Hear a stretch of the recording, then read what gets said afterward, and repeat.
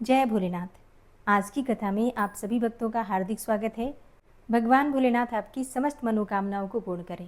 आज है 1 अगस्त 2026, दिन है शनिवार। दोस्तों, शिव महापुराण की कथा का आज तीसरा दिन है और आज हम जानेंगे कि शिवलिंग की स्थापना किस प्रकार से करनी चाहिए, शिवलिंग के लक्षण क्या होते हैं और पूजन की विधि क्या होती है, और कौन से वो सत्कर्म होते हैं जिनके द्वारा शिव पद की प्राप्ति होती है। और अब हम सुनेंगे आज की कथा, जिसमें शिवलिंग की स्थापना, उसके लक्षण और पूजन की विधि का वर्णन किया गया है तथा शिव पद की प्राप्ति कराने वाले सत्कर्मों का विवेचन किया गया है। ऋषियों ने पूछा, सूत जी, शिवलिंग की स्थापना कैसे करनी चाहिए, उसका लक्षण क्या है तथा उसकी पूजा कैसे करनी चाहिए, किस देश काल में करनी चाहिए और किस द्रव्य के द्वारा उसका निर्माण होना चाहिए। सूत जी ने कहा, महर्षियों, मैं तुम लोगों के लिए इस विषय का वर्णन करता हूँ। ध्यान देकर सुनो और समझो। अनुकूल एवं शुभ समय में किसी पवित्र तीर्थ में, नदी आदि के तट पर अपनी रुचि के अनुसार ऐसी जगह शिवलिंग की स्थापना करनी चाहिए जहाँ नित्य पूजन हो सके। पार्थिव द्रव्य से, जलमय द्रव्य से अथवा तेजस पदार्थ से अपनी रुचि के अनुसार कल्पोक्त लक्षणों से युक्त शिवलिंग का निर्माण करके उसकी पूजा करने से उपासक को उस पूजन का पूरा फल प्राप्त होता है। संपूर्ण शुभ लक्षणों से युक्त शिवलिंग की यदि पूजा की जाए तो वह तत्काल पूजा का फल देने वाला होता है। यदि चल प्रतिष्ठा करनी हो तो इसके लिए छोटा सा शिवलिंग अथवा विग्रह श्रेष्ठ माना जाता है, और यदि अचल प्रतिष्ठा करनी हो तो स्थूल शिवलिंग अथवा विग्रह अच्छा माना जाता है। उत्तम लक्षणों से युक्त शिवलिंग की पीठ सहित स्थापना करनी चाहिए। शिवलिंग का पीठ मंडलाकार, गोल, चौकोर, त्रिकोण अथवा खाट के पाए की भांति ऊपर नीचे मोटा तथा बीच में पतला होना चाहिए। ऐसा लिंगपीठ महान फल देने वाला होता है। पहले मिट्टी से, प्रस्तर आदि से अथवा लोहे आदि से शिवलिंग का निर्माण करना चाहिए। जिस द्रव्य से शिवलिंग का निर्माण हो उसी से उसका पीठ भी बनाना चाहिए। यही स्थावर अचल प्रतिष्ठा वाले शिवलिंग की विशेष बात है। चल प्रतिष्ठा वाले शिवलिंग में भी लिंग और पीठ का एक ही उपादान होना चाहिए, किंतु बाण लिंग के लिए यह नियम नहीं है। लिंग की लंबाई निर्माणकर्ता या स्थापना करने वाले यजमान के 12 उंगल के बराबर होनी चाहिए। ऐसे ही शिवलिंग को उत्तम कहा गया है। इससे कम लंबाई हो तो इससे फल में कमी आ जाती है, अधिक हो तो कोई दोष की बात नहीं है। चरलिंग में भी वैसा ही नियम है। उसकी लंबाई कम से कम कर्ता के 1 उंगल के बराबर होनी चाहिए। उससे छोटा होने पर अल्प फल मिलता है, किंतु उससे अधिक होना दोष की बात नहीं है। यजमान को चाहिए कि वह पहले शिल्प शास्त्र के अनुसार एक विमान या देवालय बनवाए जो देवगणों की मूर्तियों से अलंकृत हो। उसका गर्भगृह बहुत ही सुंदर, सुदृढ़ और दर्पण के समान स्वच्छ हो। उसे 9 प्रकार के रत्नों से विभूषित किया गया हो। उसमें पूर्व और पश्चिम दिशा में 2 मुख्य द्वार हो। जहाँ शिवलिंग की स्थापना करनी हो उस स्थान के गर्त में नीलम, लाल, वैदुर्य, श्याम, मरकत, मोती, मूंगा, गोमेद और हीरा, इन 9 रत्नों को तथा अन्य महत्वपूर्ण द्रव्यों को वैदिक मंत्रों के साथ छोड़े।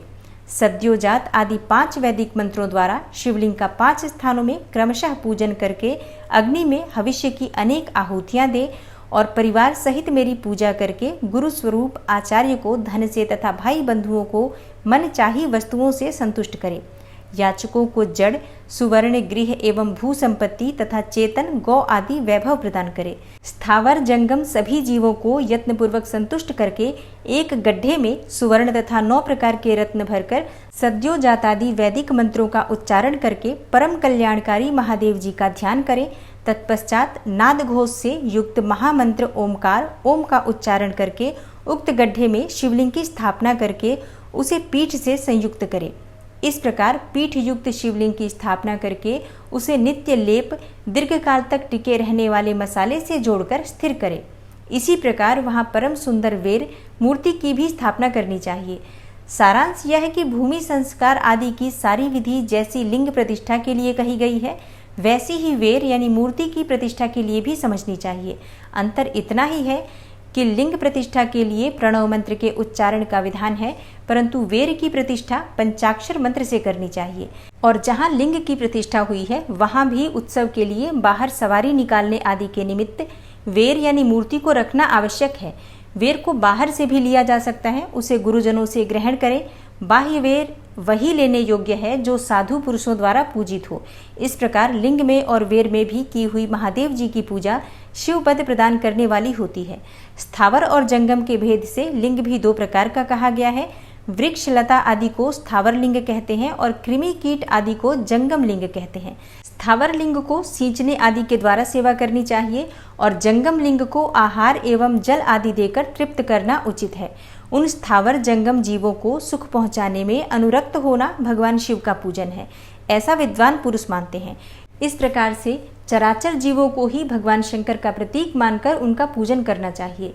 इस तरह महालिंग की स्थापना करके विविध उपचारों द्वारा उनका पूजन करें। अपनी शक्ति के अनुसार नित्य पूजन करना चाहिए तथा देवालय के पास जाकर ध्वजारोपण आदि करना चाहिए। शिवलिंग साक्षात भगवान शिव का पद प्रदान करने वाला है अथवा चरलिंग में षोडशोपचारों द्वारा यथोचित रीति से क्रमशः पूजन करें। यह पूजन भी शिव पद प्रदान करने वाला है। आवाहन, आसन, अर्घ्य, पाद्य, पाद्यांग आचमन, अभ्यंग पूर्वक स्नान, वस्त्र एवं यज्ञोपवीत, गंध, पुष्प, धूप, दीप, नैवेद्य, तांबूल समर्पण, नीराजन, नमस्कार और विसर्जन, ये 16 उपचार हैं अथवा अर्घ्य से लेकर नैवेद्य तक विधिवत पूजन करें। अभिषेक, नैवेद्य, नमस्कार और तर्पण ये सब यथाशक्ति नित्य करें। इस तरह किया हुआ शिव का पूजन शिवपद की प्राप्ति कराने वाला होता है। अथवा किसी मनुष्य के द्वारा स्थापित शिवलिंग में, ऋषियों द्वारा स्थापित शिवलिंग में, देवताओं द्वारा स्थापित शिवलिंग में, अपने आप प्रकट हुए स्वयंभू शिवलिंग में तथा अपने द्वारा नूतन स्थापित हुए शिवलिंग में भी उपचार समर्पण पूर्वक जैसे तैसे पूजन करने से या पूजन की सामग्री देने से भी मनुष्य संपूर्ण फल प्राप्त कर लेता है। क्रमशः परिक्रमा और नमस्कार करने से भी शिवलिंग शिवपद की प्राप्ति कराने वाला होता है। यदि नियम पूर्वक शिवलिंग का दर्शन मात्र कर लिया जाए तो वह भी कल्याणप्रद होता है।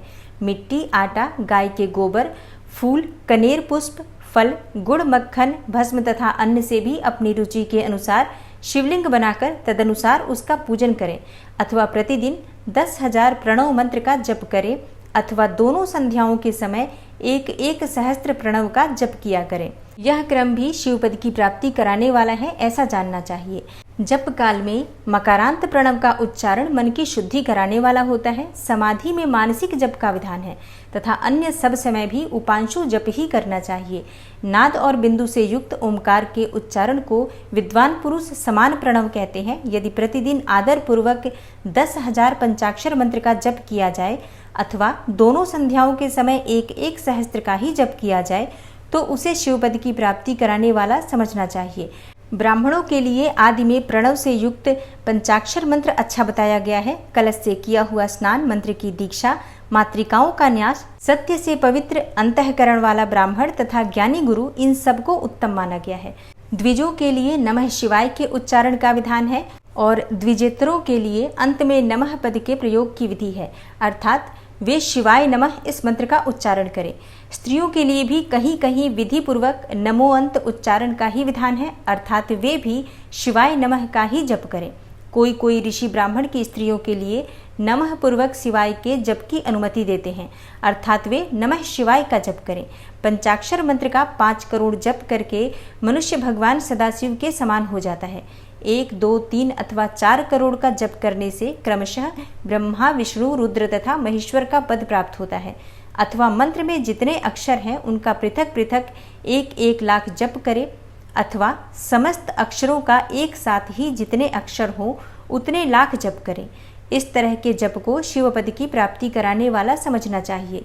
यदि 1000 दिनों में प्रतिदिन 1 सहस्त्र जप के क्रम से पंचाक्षर मंत्र का 10 लाख जप पूरा कर लिया जाए और प्रतिदिन ब्राह्मण भोजन कराया जाए तो उस मंत्र से अभीष्ट कार्य की सिद्धि होने लगती है। ब्राह्मण को चाहिए कि वह प्रतिदिन प्रातःकाल 1008 बार गायत्री का जप करे। ऐसा होने पर गायत्री क्रमशः शिव का पद प्रदान करने वाली होती है। वेद मंत्रों और वैदिक सूक्तों को भी नियम पूर्वक जप करना चाहिए। वेदों का पारायण भी शिव पद की प्राप्ति कराने वाला होता है, ऐसा जानना चाहिए। और अन्य दूसरे भी जो बहुत से मंत्र हैं उनका भी जितने अक्षर हों उतने लाख जप करें। इस प्रकार जो यथाशक्ति जप करता है वह क्रमशः शिवपद यानी मोक्ष प्राप्त कर लेता है। और अपनी रुचि के अनुसार किसी भी एक मंत्र को अपनाकर मृत्यु पर्यंत प्रतिदिन उसका जप करना चाहिए अथवा ओम मंत्र का प्रतिदिन 1 सहस्त्र जप करना चाहिए। ऐसा करने पर भगवान शिव की आज्ञा से संपूर्ण मनोरथों की सिद्धि होती है।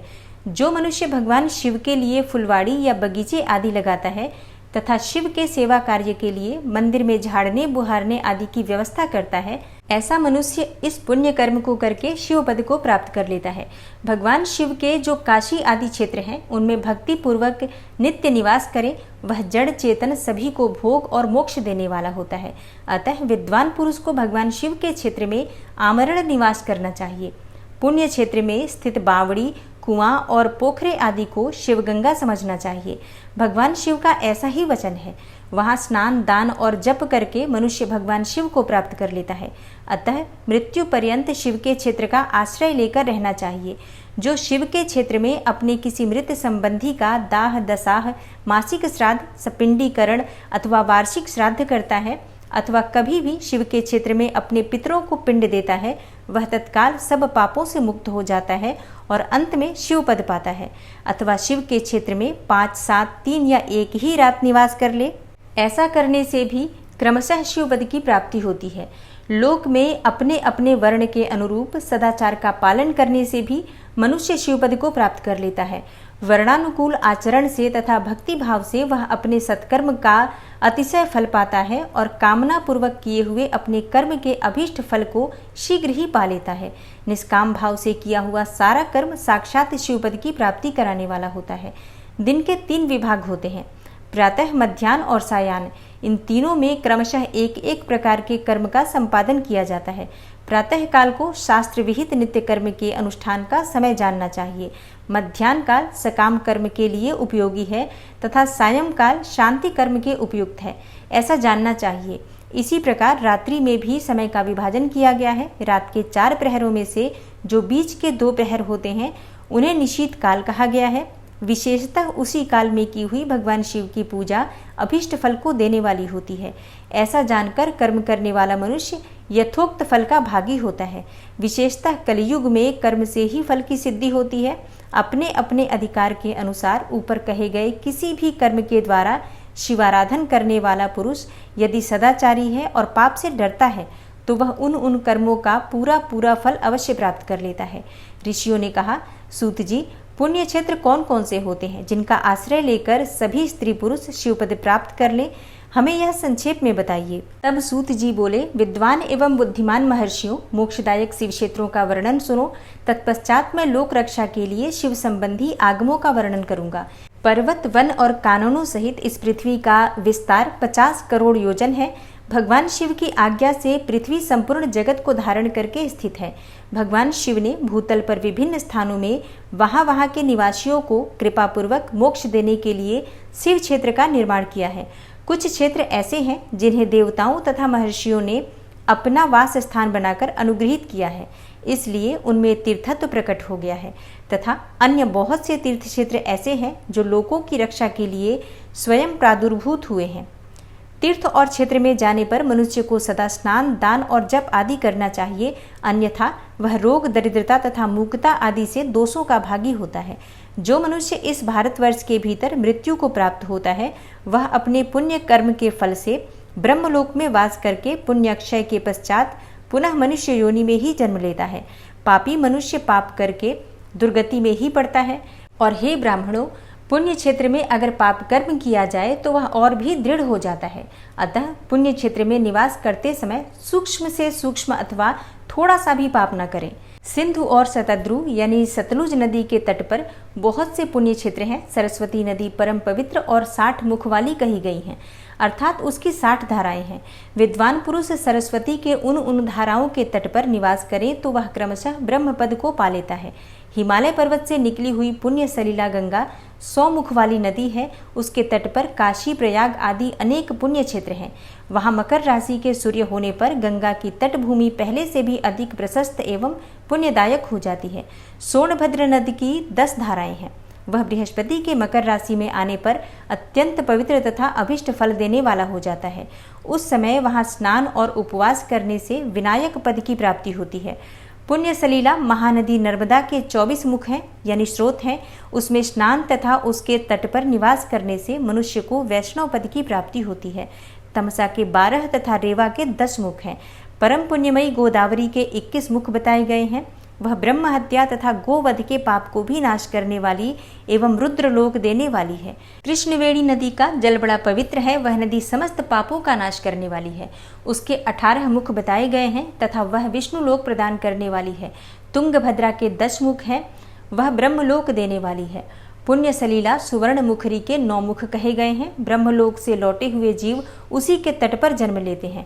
सरस्वती नदी, पंपा सरोवर, कन्याकुमारी, अंतरीप तथा शुभकारक श्वेत नदी, ये सभी पुण्य क्षेत्र हैं।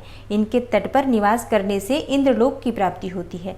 सह्य पर्वत से निकली हुई महानदी कावेरी परम पुण्यमयी है। उसके 27 मुख बताए गए हैं और वह संपूर्ण अभिष्ट वस्तुओं को देने वाली है। इस नदी के तट स्वर्गलोक की प्राप्ति कराने वाले तथा ब्रह्मा और विष्णु का पद देने वाले हैं। कावेरी के जो तट शैव क्षेत्र के अंतर्गत हैं, वे अभिष्ट फल देने के साथ ही शिवलोक प्रदान करने वाले भी हैं। नैमिषारण्य तथा बद्रिकाश्रम में सूर्य और बृहस्पति के मेष राशि में आने पर यदि स्नान करें तो उस समय वहां किए हुए स्नान पूजन आदि को ब्रह्मलोक की प्राप्ति कराने वाला जानना चाहिए। सिंह और कर्क राशि में सूर्य की संक्रांति होने पर सिंधु नदी में किया हुआ स्नान तथा केदार तीर्थ के जल का पान एवं स्नान ज्ञानदायक माना गया है। जब बृहस्पति सिंह राशि में स्थित हो उस समय सिंह की संक्रांति से युक्त भाद्रपद मास में यदि गोदावरी के जल में स्नान किया जाए तो वह शिवलोक की प्राप्ति कराने वाला होता है। ऐसा पूर्व काल में स्वयं भगवान शिव ने कहा था। जब सूर्य और बृहस्पति कन्या राशि में स्थित हों तब यमुना और सोनभद्र में स्नान करें। वह स्नान धर्मराज तथा गणेश जी के लोक में महान भोग प्रदान कराने वाला होता है। यह महर्षियों की मान्यता है। जब सूर्य और बृहस्पति तुला राशि में स्थित हो उस समय कावेरी नदी में स्नान करें। वह स्नान भगवान विष्णु के वचन की महिमा से संपूर्ण अभिष्ट वस्तुओं को देने वाला माना गया है। जब सूर्य और बृहस्पति वृश्चिक राशि पर आ जाएं, तब मार्गशीर्ष यानी अगहन के महीने में नर्मदा में स्नान करने से श्री विष्णु लोक की प्राप्ति हो सकती है। सूर्य और बृहस्पति के धनु राशि में स्थित होने पर सुवर्ण मुखरी नदी में किया हुआ स्नान शिवलोक प्रदान करने वाला होता है, जैसा कि ब्रह्मा जी का वचन है। जब सूर्य और बृहस्पति मकर राशि में स्थित हो उस समय माघ मास में गंगा जी के जल में स्नान करना चाहिए। ब्रह्मा जी का कथन है कि वह स्नान शिवलोक की प्राप्ति कराने वाला होता है। शिवलोक के पश्चात ब्रह्मा और विष्णु के स्थानों में सुख भोगने पर अंत में मनुष्य को ज्ञान की प्राप्ति हो जाती है।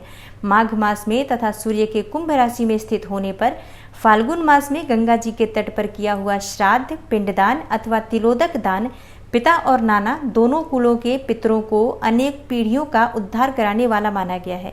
सूर्य और बृहस्पति जब मीन राशि में स्थित हो तब कृष्णवेणी नदी में किए गए स्नान की ऋषियों ने प्रशंसा की है। उन महीनों में पूर्वोक्त तीर्थों में किया हुआ स्नान इंद्रपद की प्राप्ति कराने वाला होता है। विद्वान पुरुष गंगा तथा कावेरी नदी का आश्रय लेकर तीर्थवास करें। ऐसा करने से तत्काल किए हुए पाप का निश्चय ही नाश हो जाता है। रुद्रलोक प्रदान कराने वाले बहुत से क्षेत्र हैं। ताम्रपर्णी और वेगवती ये दोनों नदियां ब्रह्मलोक की प्राप्ति रूप फल देने वाली होती हैं। इन दोनों के तट पर कितने ही स्वर्गदायक क्षेत्र हैं। इन दोनों के मध्य में बहुत से पुण्यप्रद क्षेत्र हैं। वहां निवास करने वाला विद्वान पुरुष वैसे फल का भागी होता है। सदाचार, उत्तम वृत्ति तथा सद्भावना के साथ मन में दया भाव रखते हुए विद्वान पुरुषों को तीर्थ में निवास करना चाहिए, अन्यथा उसका फल नहीं मिलता। पुण्य क्षेत्र में किया हुआ थोड़ा सा पुण्य भी अनेक प्रकार से वृद्धि को प्राप्त होता है तथा वहां किया हुआ छोटा सा पाप भी महान हो जाता है।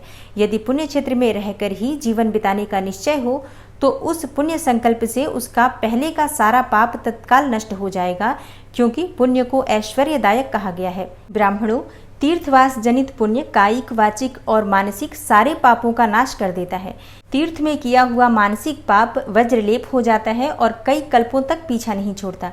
वैसा पाप केवल ध्यान से ही नष्ट होता है, अन्यथा नहीं होता। वाचिक पाप जप से तथा कायिक पाप शरीर को सुखाने जैसे कठोर तप से नष्ट होता है। अतः सुख चाहने वाले पुरुष को देवताओं की पूजा करते और ब्राह्मणों को दान देते हुए पाप से बचकर ही तीर्थ में निवास करना चाहिए। ऋषियों ने कहा, साधु शिरोमणे, अब आप पार्थिव प्रतिमा के पूजन का विधान बताइए जिससे समस्त अभिष्ट वस्तुओं की प्राप्ति होती है। सूत जी बोले, महर्षियों, तुम लोगों ने बहुत उत्तम बात पूछी है। पार्थिव प्रतिमा का पूजन सदा संपूर्ण मनोरथों को देने वाला होता है तथा दुख का तत्काल निवारण करने वाला है। मैं उसका वर्णन करता हूँ, तुम लोग उसको ध्यान देकर सुनो। पृथ्वी आदि की बनी हुई देव प्रतिमाओं की पूजा इस भूतल पर अभीष्टदायक मानी गई है। पृथ्वी मतलब मिट्टी की जो प्रतिमा होती है, उनकी पूजा करने से सभी प्रकार की इच्छाएं पूर्ण मानी गई हैं। निश्चय ही इस पूजा में पुरुषों और स्त्रियों का भी अधिकार है। नदी, पोखरे अथवा कुएं में प्रवेश करके पानी के भीतर से मिट्टी ले आएं, फिर गंध चूर्ण के द्वारा उसका संशोधन करें और शुद्ध मंडप में रखकर उसे महीन पीसें और सानें। इसके बाद हाथ से प्रतिमा बनाएं और दूध से उसका सुंदर संस्कार करें। उस प्रतिमा में अंग प्रत्यंग अच्छी तरह प्रकट हुए हों तथा वह सब प्रकार से अस्त्र शस्त्रों से संपन्न बनाई गई हो। तदनंतर उसे पद्मासन पर स्थापित करके आदर पूर्वक उसका पूजन करें। भगवान गणेश, भगवान सूर्य, विष्णु भगवान, दुर्गा जी और भगवान शिव की प्रतिमा का, शिव का एवं शिवलिंग का द्विज को सदा पूजन करना चाहिए। षोडशोपचार पूजन जनित फल की सिद्धि के लिए 16 उपचारों द्वारा पूजन करना चाहिए। पुष्प से प्रोक्षण और मंत्र पाठ पूर्वक अभिषेक करें। अगहनी के चावल से नैवेद्य तैयार करें। सारा नैवेद्य एक कुड़व में लगभग पाव भर होना चाहिए। घर में पार्थिव पूजन के लिए एक कुड़व और बाहर किसी मनुष्य द्वारा स्थापित शिवलिंग के पूजन के लिए एक प्रस्थ यानी कि सेर भर नैवेद्य तैयार करना आवश्यक है। और देवताओं द्वारा स्थापित शिवलिंग के लिए 3 सेर नैवेद्य अर्पित करना उचित है और स्वयं प्रकट हुए स्वयंभू शिवलिंग के लिए 5 सेर। ऐसा करने पर पूर्ण फल की प्राप्ति समझनी चाहिए और इस प्रकार सहस्त्र बार पूजा करने से द्विज सत्यलोक को प्राप्त कर लेता है। 12 अंगुल चौड़ा, इससे दूना और 1 अंगुल अधिक अर्थात 25 अंगुल लंबा तथा 15 अंगुल चौड़ा जो लोहे या लकड़ी का बना हुआ पात्र होता है, उसे विद्वान पुरुष शिव कहते हैं। उसका 8वां भाग प्रस्थ कहलाता है, जो 4 कुडव के बराबर माना गया है। मनुष्य द्वारा स्थापित शिवलिंग के लिए 10 प्रस्थ, ऋषियों द्वारा स्थापित शिवलिंग के लिए 100 प्रस्थ और स्वयंभू शिवलिंग के लिए 1 सहस्त्र प्रस्थ नैवेद्य निवेदन किया जाए तथा जल, तेल आदि एवं गंध द्रव्यों की भी यथा योग्य मात्रा रखी जाए तो यह उन शिवलिंगों की महापूजा बताई जाती है। देवता का अभिषेक करने से आत्मशुद्धि होती है, गंध से पुण्य की प्राप्ति होती है, नैवेद्य लगाने से आयु बढ़ती और तृप्ति होती है, धूप निवेदन करने से धन की प्राप्ति होती है और दीप दिखाने से ज्ञान का उदय होता है। तांबुल समर्पण करने से भोग की उपलब्धि होती है। इसलिए स्नान आदि 6 उपचारों को यत्नपूर्वक अर्पित करें। नमस्कार और जप ये दोनों संपूर्ण अभिष्ट फल को देने वाले हैं। इसलिए भोग और मोक्ष की इच्छा रखने वाले मनुष्यों को पूजा के अंत में सदा ही जप और नमस्कार करना चाहिए। मनुष्य को चाहिए कि वह सदा पहले मन से पूजा करे, फिर उन उपचारों से करे। देवताओं की पूजा से उन देवताओं के लोकों की प्राप्ति होती है तथा उनके अवान्तर लोक में भी यथेष्ट भोग की वस्तुएं उपलब्ध होती हैं। और सूत जी बोले, अब मैं देव पूजा से प्राप्त होने वाले विशेष फलों का वर्णन करता हूँ। द्विजों, तुम लोग श्रद्धा पूर्वक सुनो। विघ्नराज गणेश की पूजा से भूलोक में उत्तम अभीष्ट वस्तु की प्राप्ति होती है। शुक्रवार को श्रावण और भाद्रपद मासों के शुक्ल पक्ष की चतुर्थी को और पौष मास में सतभिखा नक्षत्र के आने पर विधि पूर्वक गणेश जी की पूजा करनी चाहिए। 100 या सहस्त्र दिनों में 100 या सहस्त्र बार पूजा करें। देवता और अग्नि में श्रद्धा रखते हुए किया जाने वाला उनका नित्य पूजन मनुष्यों को पुत्र एवं अभिष्ट वस्तु प्रदान करता है। वह समस्त पापों का शमन तथा भिन्न भिन्न दुष्कर्मों का विनाश करने वाला है।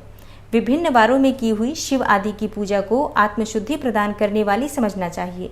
वार या दिन, तिथि, नक्षत्र और योगों का आधार है। समस्त कामनाओं को देने वाला है, उसमें वृद्धि और क्षय नहीं होता, इसलिए उसे पूर्ण ब्रह्म स्वरूप मानना चाहिए। सूर्योदय काल से लेकर सूर्योदय काल आने तक एक वार की स्थिति मानी गई है, जो ब्राह्मण आदि सभी वर्णों के कर्मों का आधार है। विहित तिथि के पूर्व भाग में की हुई देव पूजा मनुष्यों को पूर्ण भोग प्रदान करने वाली होती है। यदि मध्याह्न के बाद तिथि का आरंभ होता है तो रात्रि युक्त तिथि का पूर्व भाग पितरों के श्राद्धादि कर्म के लिए उत्तम बताया जाता है। ऐसी तिथि का परभाग ही दिन से युक्त होता है, अतः वही देव कर्म के लिए प्रशस्त माना गया है। और यदि मध्याह्न काल तक तिथि रहे तो उदय व्यापिनी तिथि को ही देव कार्य में ग्रहण करना चाहिए। इसी तरह शुभ तिथि और नक्षत्र आदि ही देव कार्य में ग्राह्य होते हैं। वार आदि का भली भांति विचार करके पूजा और जप आदि करने चाहिए। वेदों में पूजा शब्द के अर्थ की इस प्रकार योजना की गई है। पूजा यते अनेन इति पूजा, यह पूजा शब्द की व्युत्पत्ति है। पू का अर्थ होता है भोग और फल की सिद्धि। यह जिस कर्म से संपन्न होती है उसका नाम पूजा है। मनोवांछित वस्तु तथा ज्ञान ये ही अभिष्ट वस्तुएं हैं। सकाम भाव वाले को अभिष्ट भोग अपेक्षित होता है और निष्काम भाव वाले को अर्थ यानी कि परमार्थिक ज्ञान, ये दोनों ही पूजा शब्द के अर्थ हैं। इनकी योजना करने से ही पूजा शब्द की सार्थकता है। इस प्रकार लोक और वेद में पूजा शब्द का अर्थ विख्यात है। नित्य और नैमित्तिक कर्म कालांतर में फल देते हैं, किंतु कार्य कर्म का यदि भली भांति अनुष्ठान किया हो तो वह तत्काल फल देने वाला होता है। प्रतिदिन एक पक्ष, एक मास और एक वर्ष लगातार पूजन करके उन कर्मों के फल की प्राप्ति होती है और उनसे वैसे ही पापों का क्रमशः क्षय होता है। प्रत्येक मास के कृष्ण पक्ष की चतुर्थी तिथि को की गई महागणपति की पूजा एक पक्ष के पापों का नाश करने वाली और एक पक्ष तक उत्तम भोग रूपी फल देने वाली होती है।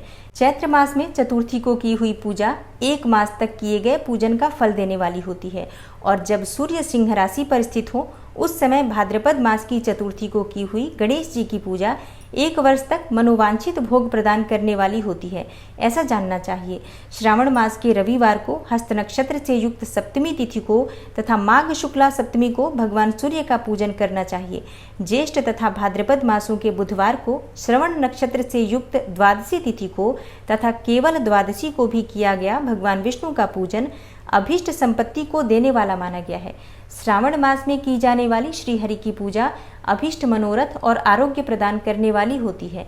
अंगों एवं उपकरणों सहित पूर्वोक्त गौ आदि 12 वस्तुओं का दान करने से जिस फल की प्राप्ति होती है उसी को द्वादशी तिथि में आराधना द्वारा श्री विष्णु की तृप्ति करके मनुष्य प्राप्त कर लेता है।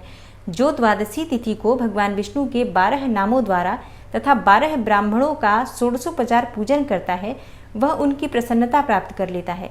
इसी प्रकार संपूर्ण देवताओं के विभिन्न 12 नामों द्वारा किया गया 12 ब्राह्मणों का पूजन उन देवताओं को प्रसन्न करने वाला होता है। कर्क की संक्रांति से युक्त श्रावण मास में नौमी तिथि को मृगशिरा नक्षत्र के योग में अंबिका का पूजन करें। वे संपूर्ण मनोवांछित भोगों और फलों को देने वाली है। ऐश्वर्य की इच्छा रखने वाले पुरुष को उस दिन अवश्य उनकी पूजा करनी चाहिए। आश्विन मास के शुक्ल पक्ष की नौमी तिथि संपूर्ण अभिष्ट फलों को देने वाली होती है।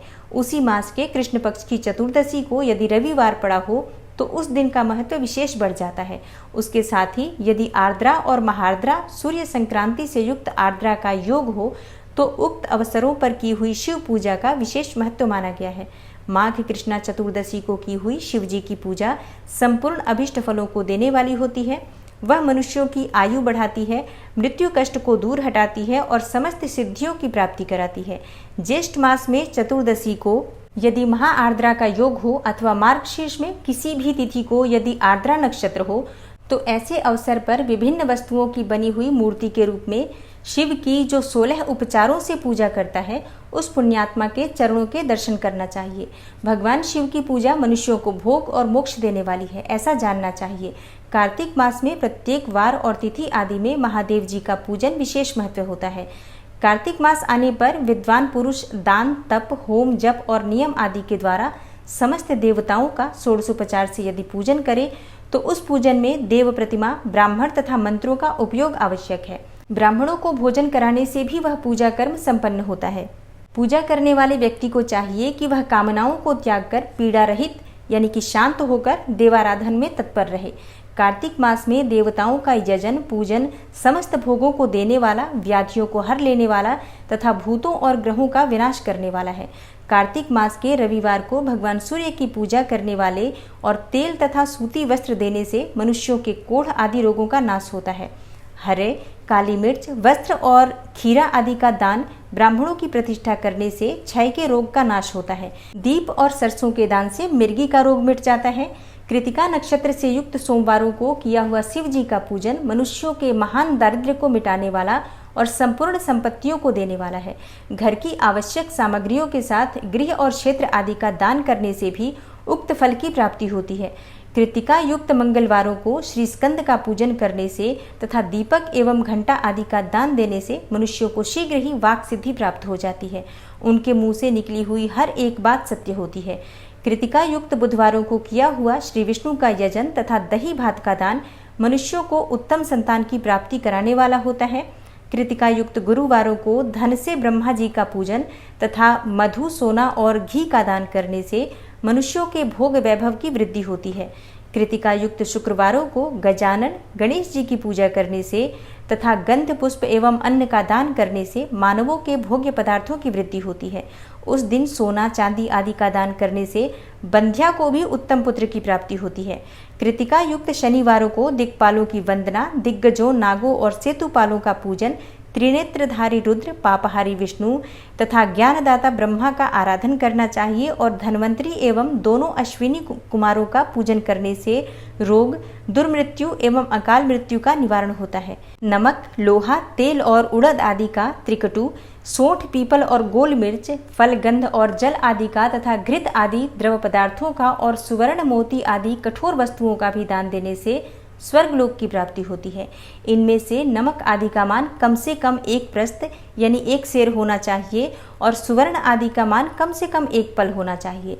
धन की संक्रांति से युक्त पौष मास में उषा काल में शिव आदि समस्त देवताओं का पूजन क्रमशः समस्त सिद्धियों की प्राप्ति कराने वाला होता है। इस पूजन में अगहनी के चावल से तैयार किए गए हविष्य का नैवेद्य उत्तम बताया गया है। पौष मास में नाना प्रकार के अन्न का नैवेद्य विशेष महत्व रखता है। मार्गशीर्ष मास में केवल अन्न का दान करने वाले मनुष्य को ही संपूर्ण अभीष्ट फलों की प्राप्ति होती है और मार्गशीर्ष मास में अन्न का दान करने वाले मनुष्य के सारे पाप नष्ट हो जाते हैं। वह अभीष्ट सिद्धि, आरोग्य, धर्म, वेद का सम्यक ज्ञान, उत्तम अनुष्ठान का फल, इहलोक और परलोक में महान भोग, अंत में सनातन योग यानी मोक्ष तथा वेदांत ज्ञान की सिद्धि प्राप्त कर लेता है। जो मनुष्य भोग की इच्छा रखने वाला है वह मनुष्य मार्गशीर्ष मास आने पर कम से कम 3 दिन तक भी उषा काल में अवश्य देवताओं का पूजन करे और पौष मास को पूजन से खाली न जाने दे। उषा काल से लेकर संगव काल तक ही पौष मास में पूजन का विशेष महत्व बताया गया है।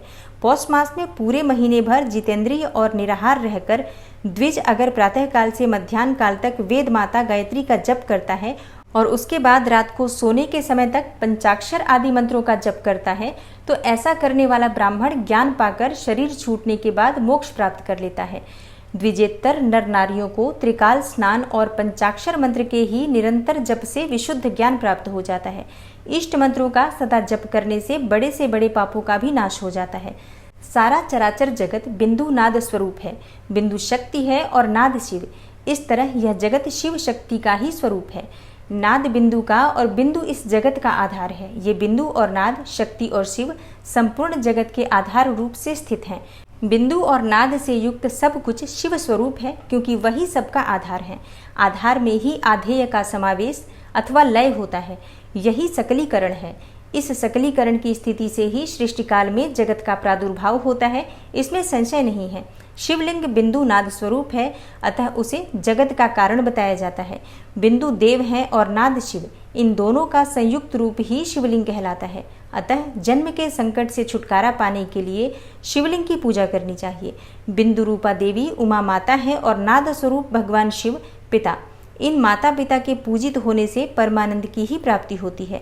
अतः परमानंद का लाभ लेने के लिए शिवलिंग का विशेष रूप से पूजन करें। देवी उमा जगत की माता है और भगवान शिव जगत के पिता, और जो मनुष्य इनकी सेवा करता है उस पुत्र पर इन दोनों माता पिता की कृपा नित्य अधिकाधिक बढ़ती रहती है। भगवान शिव और माता पार्वती अपने पूजक पर कृपा करके उसे अपना आंतरिक ऐश्वर्य प्रदान करते हैं। अतः मुनीश्वरों, आंतरिक आनंद की प्राप्ति के लिए शिवलिंग को माता पिता का स्वरूप मानकर उसकी पूजा करनी चाहिए। भर्ग यानी कि शिव पुरुष रूप है और भर्गा शिवा अथवा शक्ति स्वरूपा प्रकृति कहलाती हैं।